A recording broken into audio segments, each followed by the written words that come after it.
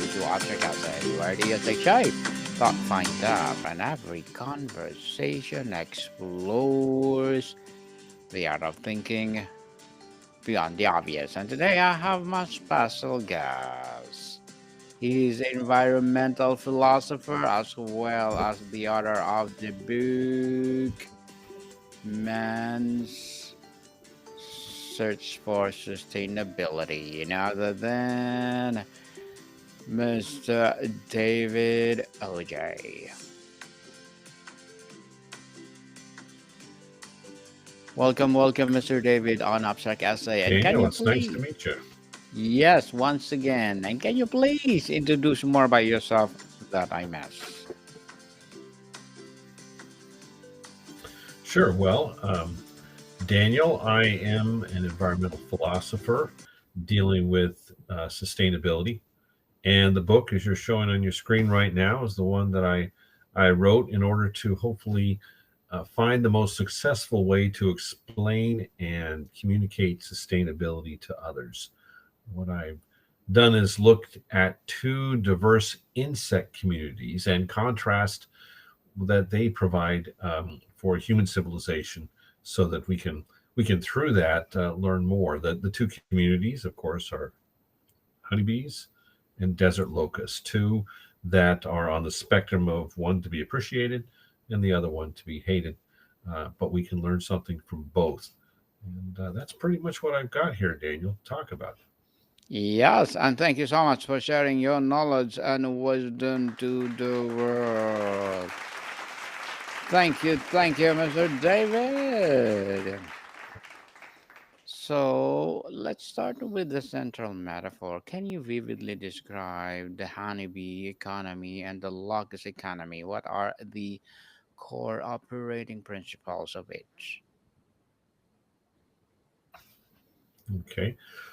Well, the core operating principles of these two communities can be the fact that they, in the eyes of humanity, provide us with what most people would see as the most sustainable, that's the honeybee, and least sustainable, which is the desert locust. But something we can learn from both, because our concept of sustainability as humans doesn't delve deeply enough into what each community has in its ability to sustain itself. And so, starting with the honeybee, you've got an extremely developed and structured hierarchy, which by its very nature gives an example to humanity of what most people think is the ideal workings of an organization, by which and through which it can create the honey that we enjoy, the agricultural blossom that we see across our landscapes, and just the benefit of what this can do to an entire civilization. In contrast, most people see the desert locust from perhaps even a biblical perspective as that which creates a plague, that which can destroy society. But both have strengths and both have weaknesses that I believe can best communicate the concept of sustainability to those that will desire to learn and to listen and to grow in the understanding of this concept. The locust is often a symbol of short term plunder, while the honeybee symbolizes reciprocal abundance. Why is it a metaphor so effective for diagnosing the health of our modern systems? Well, most people paint them in those two pictures, that you've got the desert locust consuming everything in sight. And many people use that metaphor to say, well, that's what we're doing as humanity with the limited resources available. But there's something to be gained in the fact that this particular grouping, this particular organism, is successful not only because of its working together, but also successful in what we can learn from it. Now, most people, your listener base, are probably not even aware that desert locust plagues seem to disappear. I mean, you have to go back quite a few years before they were a routine event back in the 60s and the 50s, and before the United Nations was able to come together and to deal with them from that point. Prior to that, This particular insect had an inordinate impact on society, and we had to understand and learn from what it was doing. So, what can we learn from that? Well, let's take the concept of work. A sustainable society allocates work, it allocates responsibilities, it allocates what needs to be done for that society to move forward. If you look at a desert locust, there isn't a question about work. There's a question about reproduction and eating, and there's a question about its ability as an insect not to have separated the work, but to have utilized the opportunities to move forward. That society is always moving and searching for the center of its efforts to go forward. Unlike the honeybee, which is a very structured society based upon the queen and her working force and the foragers that are within that hive, the desert locust is very um, unstructured, but it has a greater impact by its very nature of working together in its efforts to do so. Let me back up with the desert locust because perhaps your listeners are not aware that there is a phase change which occurs within this insect when it finds itself in a environmentally stressed situation. It actually changes from a very quiet or subdued insect that looks like a grasshopper that you would see in most places into something gregarious that wants to work together, move forward, and in many ways have an over um, um, arching impact on the society that's around it. What can you learn from that? That the allocation of work within a group, shared by the numbers that are available in that group, can take just one individual, that individual trying to do something on the internet like we're doing right now, to have that much more power through it all. Organizations, for example, are frequently said to be a group of individuals who can do ordinary things and obtain extraordinary results. Well, the same thing can be said about the desert locust and its ability as an insect, once gathering with others, to have extraordinary impacts upon the society that it's in. Now, it's to our detriment, of course. We, on the other end, are finding our resources consumed. We're finding the availability of those resources no longer ours, but consumed by something like the desert locust.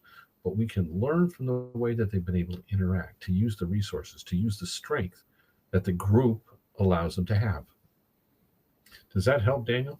It helps, Sir David, and thank you for empowering information that you are giving to us. Beyond the natural world, where do we see a clear example of a locus models in today's global economy in industries, corporate practices, or governmental policies?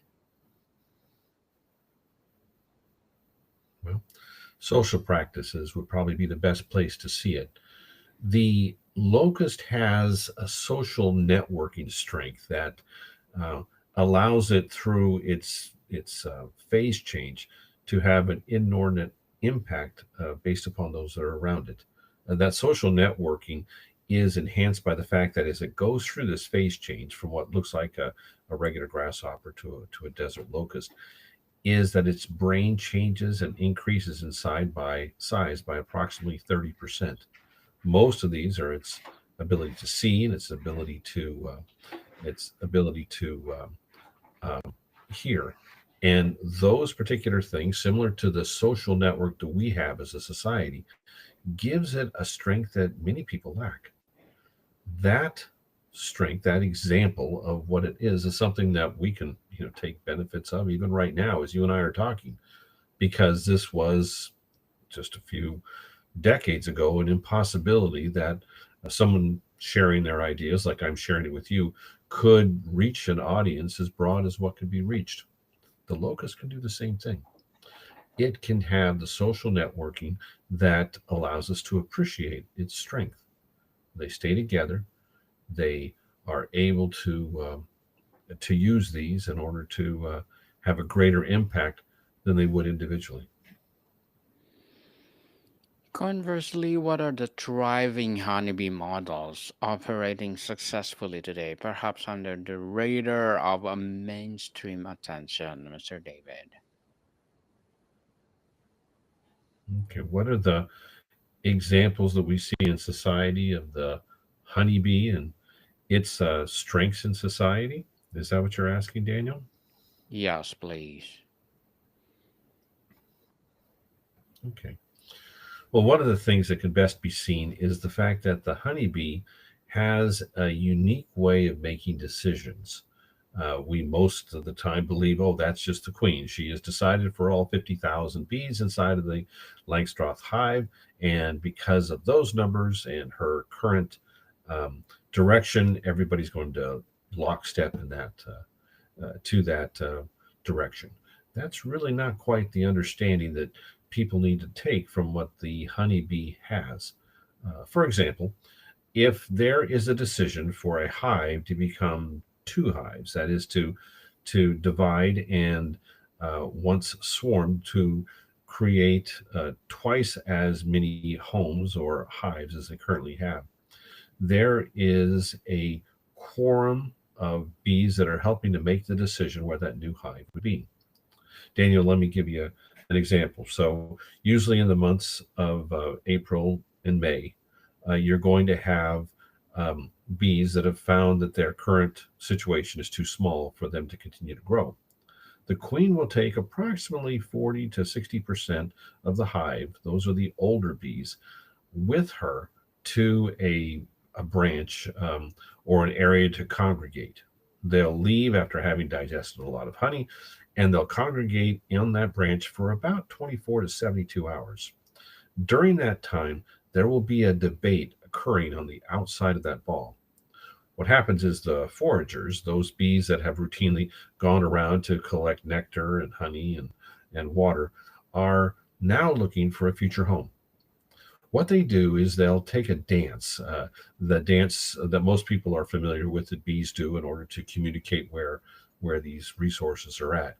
And instead of showing the resources, that is the nectar or the honey or the water, they'll be showing locations that can be future homes of that hive in total. What they do is they'll show the direction, the distance, and then with the intensity of the dance that they sustain, indicate their confidence that that new home is better than perhaps another bee who's found something else on the opposite side of that ball of bees. And they'll continue this for 24 to 72 hours, where the other bees, in watching and listening, will go and explore the homes that have been promoted and come back, and with the same type of dance, the same type of communication, they will come to a decision as to which of the homes is the best. Now, one of the unique things that we've learned from this, and in particular, is the fact that there is an intensity of desire that they're communicating that slowly leaks in the amount of communication given. The dancing, for example, will drop off in its intensity with every single dance that's done. Well, those that have the most confidence in the home that they have found, the future home, will sustain to the very end and communicate to the rest. So, how do we as humans take uh, this as a lesson? Well, there's sometimes a retreat, if you would, of the information we've gathered about the political decisions to go forward. Those amounts of information are slowly retreat. We slowly retreat from the confidence we have in them. But the honeybee shows us that there's a retreat from those, but there's also a retreat in acquiescing to the overall decision that's going to be made. That's something we can learn because many times it seems like the only thing that's going to turn a political decision from one to the other is for those of the strongest supporters of that decision to die. But the bee has given us a way to kind of retreat from it. It's a political process that we can learn from by just as example, and perhaps even find our political process learning from this leakage of information on the debates that are taking place. On diagnosis in the current system, Mr. David, a key trait of the Locus model seems to be extraction without replenishment. How does this model externalize the true cost into the environment, communities, and future generations? Yeah. Yeah, that's many times the reason why the honeybee is, I'm sorry, the desert locust is so quickly seen as the bad example of what anybody would do to have a sustainable society. And you're right there. Many people will take that one particular example and say, yeah, this is unsustainable. This is a community that by itself cannot go forward. But what happens is there seems to be a change back within the desert locust community. It's not a death of the civilization, it's a retreat of that civilization with time from their uh, gregarious state to their more acquiescent, quiet, solitary state. So, how is that used as an example? To know that they change. That's where you learn, Daniel. You learn Hmm. that these particular insects, having reached a particular size and having extinguished a lot of the resources to their availability, do retreat, do find their way. Now, of course, this is through death many times, but they do find their way in the previous generations or the next generations being similar to the previous. And once again, um, more quiet and peaceful in their approach. And Mr. David, you argue that our current system incentives locus like behavior. What are the most powerful policy and financial levers that currently reward short term extraction of long term stewardship?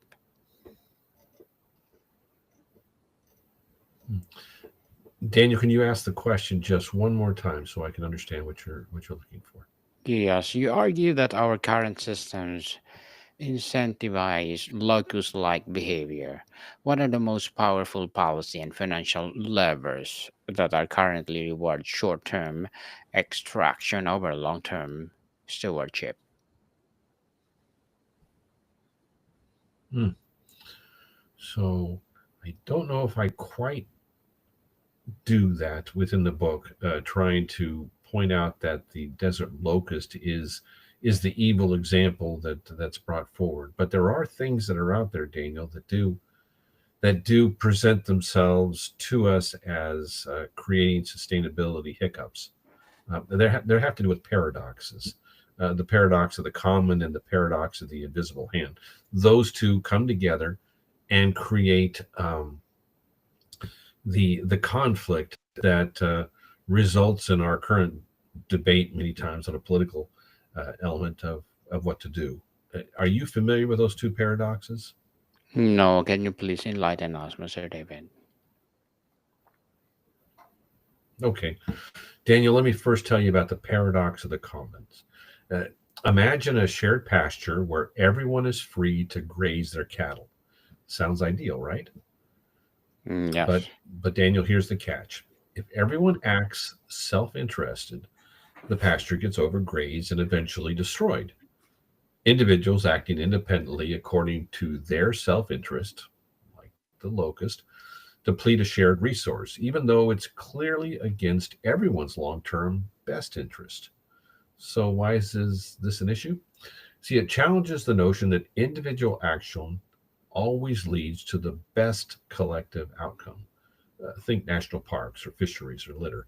It highlights the need for regulation and cooperation to manage shared resources sustainably. The commons can be protected with regulations, and that's what we currently believe how we have to handle this paradox of the resources we have around us. Now, that is one paradox. Now, the other paradox, though, is the paradox of the invisible hand.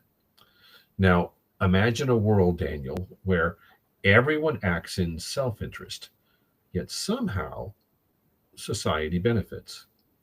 For an example, a baker bakes bread to earn a living and not to feed the community. Yet by doing so, the baker provides food for many. The paradox reveals a fascinating aspect of human behavior. It suggests that our ambitions can unintentionally benefit others, raising the question about the balances between self interest and societal good. Can we rely solely on self interest to drive progress, or do we need a guiding hand to ensure fairness and sustainability? You see, the invisible hand can be promoted with deregulations. And of course, that's from Adam Smith and Wealth of Nations. So one says more regulations because we have a common resource we have to protect. The other one says deregulation because there seems to be a drive through self interest, and this invisible guiding hand seems to ensure this fairness and sustainability we lack.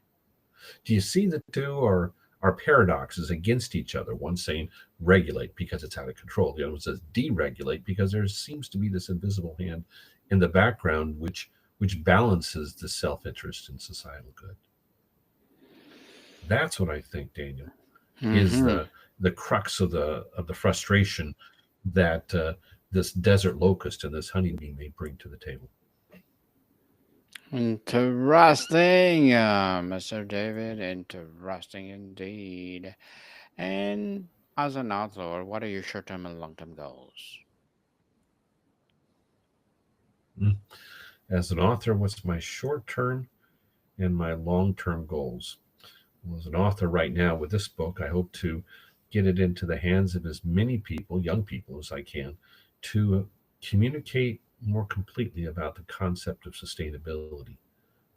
I want the idea to be in their minds as something that we're continually moving in a direction for improvements, that there isn't a destruction is in our path and we have nothing to get from it. I'm hoping that to be the first part of it. The long term is I'm looking specifically at a small community up in the mountains of Colorado, something over 150 years ago, where a small little town constructed for the sole purpose of mining for gold might provide concepts and ideas in my next book. Um, Once again, stories about sustainability, stories about the interaction within that small town, and what someone can learn from how they succeeded and how they failed. That's my short term and my long term goals. Good luck to your goals, Mr. David, and looking forward for more success. And what will be your piece of advice for those people out there who want to be an author like you? Yeah. Well, to be an author like myself, I would look at a concept or an idea that you're passionate about and research it. Enjoy that time of researching and learning and growing. And then as you come up with the idea that you want to communicate, put it into such a package that it can be delivered in an understandable way for the generations to come. I think so many times we want that in the book, that this particular idea will outlive our lives and help those in the next generation to take what we've communicated and on our shoulders to to communicate it to others. Well, thank you for that advice, Mr. David. And if we successfully make the transition, what does honeybee society feel like to live in on day-to-day basis? How is the quality of life different? How is the quality of life different for the honeybee and Yes, its please. particular situation? Yes, please. Hmm. Well, I don't know if I can really put my mind into that of a honeybee, but I can, through the book, give you ways that they manage stress or allocate work or make decisions that might put us into understanding that. Let's first talk about managing stress. Um, there is a structure within the honeybee community that's very, very rigid. It's lacks the flexibility that we in humanity or desert locusts have, and as a result, there's a weakness there that makes the hierarchy, though respectable and applauded by humanity, something that I think would be somewhat nerve wracking if we had to live in that society ourselves.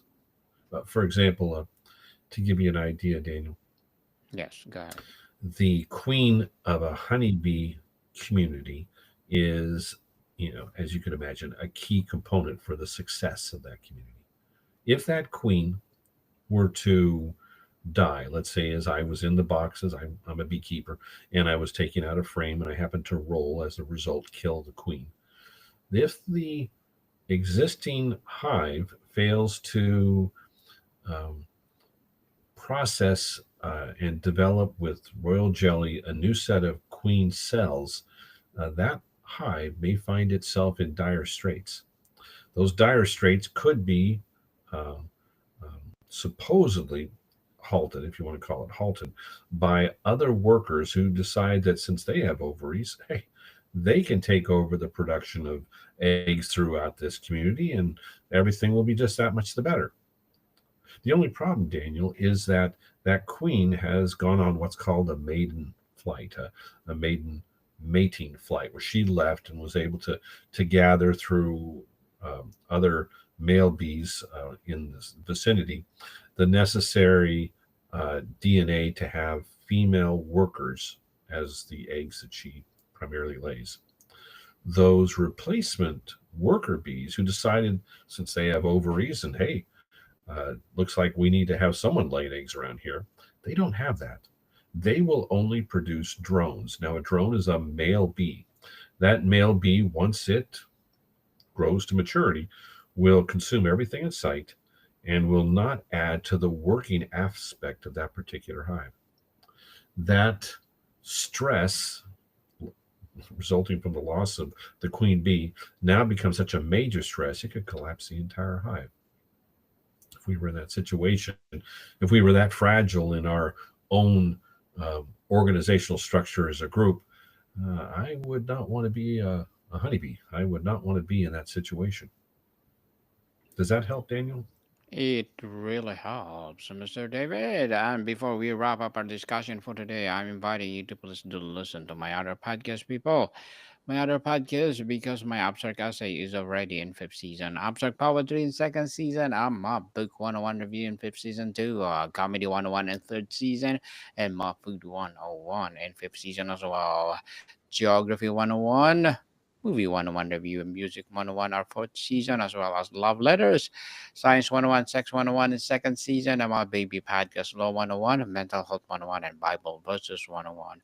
Please listen to them wherever you listen your podcast. So, Mr. David, finally, for someone feeling overwhelmed, what is the small, tangible thing they can do this week to their own community to start their part as a citizens of the world?